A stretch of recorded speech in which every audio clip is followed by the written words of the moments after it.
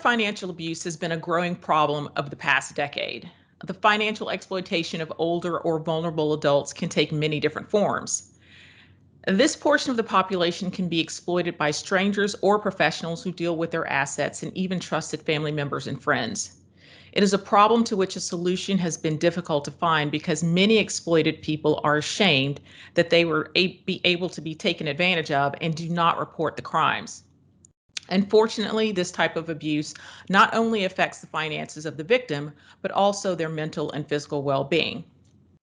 Hi, I'm Antoinette Bone from the Law Office of Antoinette Bone, where we do estate planning, elder law, probate, and guardianship in the Dallas-Fort Worth Metroplex. And today, I'm not going to talk about what I do. Today, I want to introduce you to Crystal Scott. Crystal is an elder abuse compliance analyst with a private broker-dealer in the Dallas-Fort Worth Metroplex. Via her firm's AML compliance program, she is responsible for the mitigation and response to financial exploitation occurrences involving the firm's senior clients. Crystal has been in the financial services industry for more than 10 years. Her training and expertise includes retirement plan tax reporting, mutual fund trading, sales supervision, and several other related functions. Adding to her hands-on experience, she is also a certified fraud examiner and maintains 4 FINRA licenses.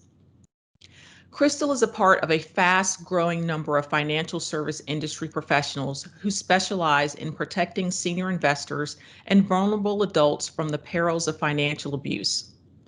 Her goal is to expand her role by not only bringing awareness to this damaging trend, but also lend herself to the process of creating laws and initiatives aimed at prevention and detection. So, Crystal, thank you for joining us today. Thank you for having me. So let's start off talking about what are the top 3 to 5 scams that you see being perpetrated against seniors and vulnerable adults? The major one is the social media or sweetheart scam or affinity scam, lottery scams, and the IRS or Social Security scam. And I call those kind of like law enforcement scams. So, how typically does this sweetheart dating scam work? Usually over a social media app. Usually the older person has never met this person before in their life, and they've connected with them somehow via online, maybe Facebook, maybe Instagram, or any of the apps that give you a messaging component. And they just build a relationship with a person. They become endearing, and somewhere along the line, they give a sob story about needing some sort of financial help. And the elder gives in, sends them money, and it starts to snowball from there. And when they're sending this money, I mean, are they like sending like wiring money, or is it usually, I mean, Western Union, if people still use that? We've seen different types of ways. So gift cards, anything that's kind of non-traceable. Gift cards can be converted. We have had some people just directly send wires. We've had some people send checks. I mean, we've even had somebody purchase Bitcoin for someone and just send them the number to where the Bitcoin had been purchased. So any way that crooks can convince these people of, hey, this is how you get me money, they will get it to them. And so, like, how are scams, these different kinds of scams, different from exploitation that you see? Well, scams are a little bit different because they're usually complete strangers and they're untraceable, so to speak. So you have absolutely no idea if the person on the other end of this scam is a 40-year-old man, a 20-year-old woman, if they're in the United States or not. And it's a little bit, again, it's a little bit harder to trace and it's a little bit harder to stop too. It's harder to get some relief. Usually in a scam situation, the person is rarely ever going to get their money back because that money is long gone. A lot of times it goes from one account to another account to another account. And, sometimes banks can't keep up with it.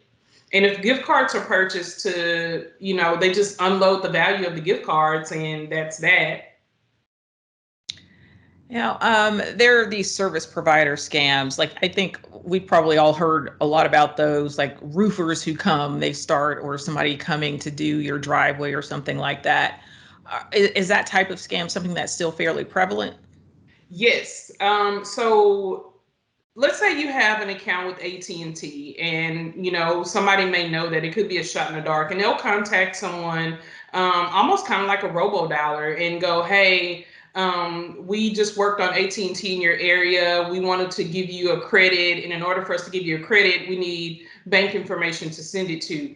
Most of our seniors, unsuspecting, they send it, they give them the information because they don't really know any better, and now the people have their bank information, so they're probably bleeding their account dry because they've given them that information and they didn't know that they were going to use it nefariously.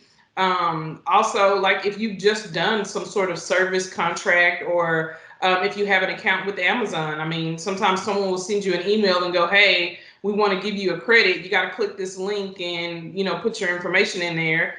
The person clicks the link, and those aren't necessarily directed towards seniors. Anyone can fall for those, but usually if you get a senior on the other end, they're more likely to comply. Now, describe a typical senior you see who falls victim to either these scams or financial exploitation. There really isn't a typical senior. The reason why older Americans are becoming victims is because they have most of the population's money. They have the wealth. They mostly, sometimes they suffer from diminished capacity or isolation, health issues, but mostly it's because, the crooks know that, hey, older people have the money. And so, what can people do, older Americans, their family, do to protect them? First and foremost, talk to your older relatives and family members. Help them if they don't have help already. Help them with their bill pay. Look at their accounts. No amount is too small to go, hey, is this legitimate? A lot of times when a scam is perpetrated, the amounts are small just to see if, hey, we can get away with it. And then those amounts increase. Another thing is what you do, estate planning. Go to somebody and get things in place beforehand. Find out who your POA is going to be, who's going to be, if you have a trust, who your trustees are, and go over what powers those people will have and what you want them to do. Add some sort of emergency or trusted contact to your account if your financial institution allows that. But just prepare for it and have those conversations. One of the things I like to say is that, with older people, you kind of have to talk to them about social media like you talk to your kids. And hey, don't talk to strangers. Don't give anyone your information. Don't tell anyone where you live. And things like that, because this is new to them. I mean, our parents, my parents don't know anything about social media. So if someone contacts my dad on Facebook, he's gonna talk to them.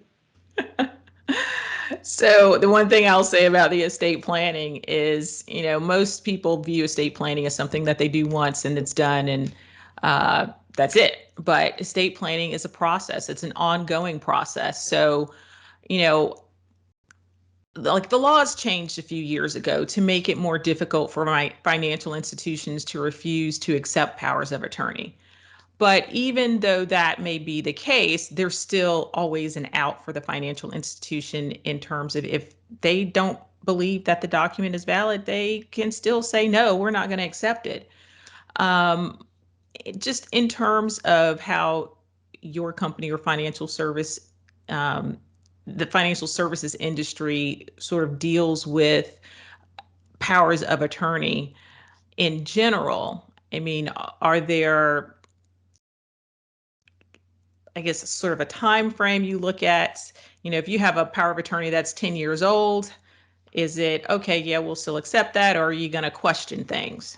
Well, we have a legal team, and our legal team reviews, documents to come through. If they look kind of wonky, like maybe signatures have been forged, there really isn't a cookie cutter process to it. We examine each case on an individual basis. I mean, a lot of times, most of the power of attorney documents that we get are gonna be older because if someone has done what they really needed to do previously, they drafted this a few years ago, and now it's just now coming into play.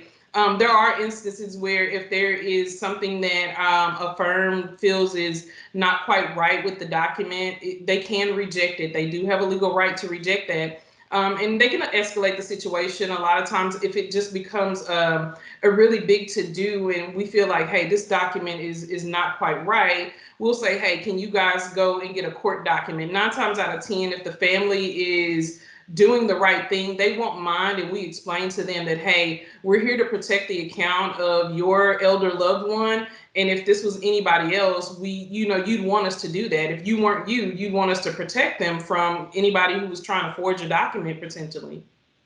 So when you say you ask them to go get a court document, do you mean you ask them to get guardianship or something else?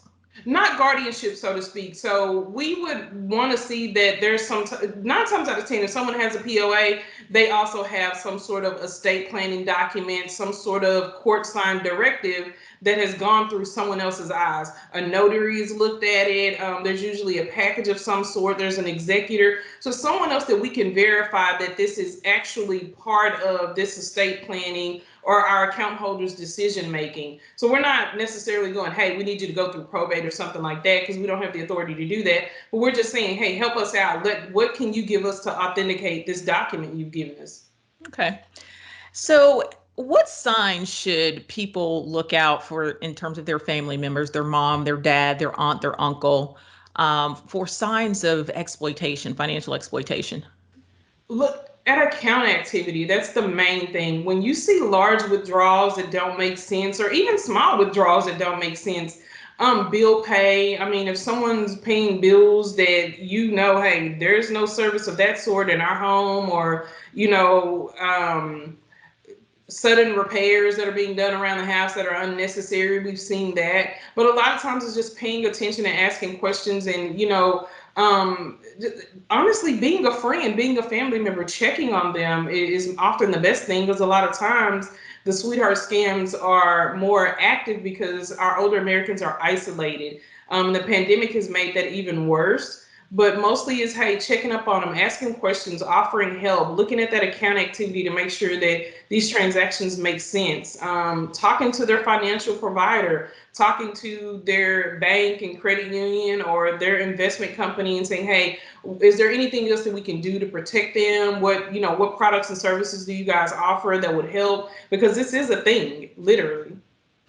So if you have a client of your firm and you guys suspect that this person is being financially exploited, what types of actions are you allowed to take?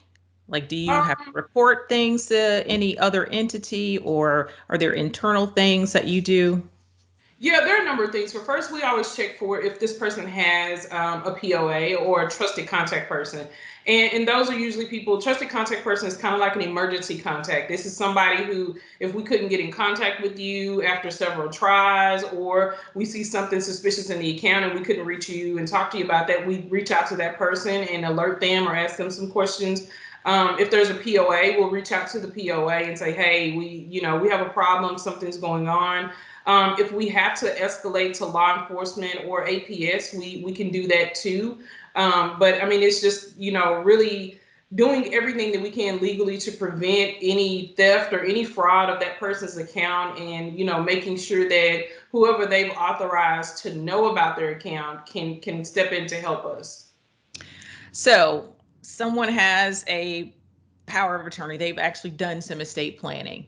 And, now maybe they're at the point where they really do need some help managing things, and things have significantly declined. And maybe one of your, I guess, advisors has been dealing with them, and they maybe suspect a decline in mental clarity. Um, and now this person with a power of attorney shows up. Like, what's the best course of action that people should do if they are serving as the agent under a power of attorney? I mean, should they come well before something happens and say, hey, here's the document, I'm the agent, and then go from there? Or, does it make it more difficult for them to wait until something bad has happened, like they flagged something in the account and now all of a sudden this person shows up on the scene? Not necessarily. I mean, ideally, if you're talking to your financial advisor, he or she already knows that, hey, you have a power of attorney. Where I work, I'm in the back office, so we don't have a front facing relationship with the clients. But we do encourage that relationship to say, hey, ask your clients up front when they become clients, do you have a power of attorney? And even if they're not applied to the account at that time, someone knows about that person already. Ideally, it's best to know about them as soon as possible, but we don't automatically assume that because we've learned about it very late or the onset of something happening that it's not it's a fraudulent POA or something like that. So the time varying it's very different. But again, we just encourage them, hey, as soon as possible, at least make your financial advisor aware that you have this person in place. Now, is there a difference between how certain types of financial institutions treat financial exploitation? Like there's banks and then there's an entity like yours, broker dealer. Is there a difference there?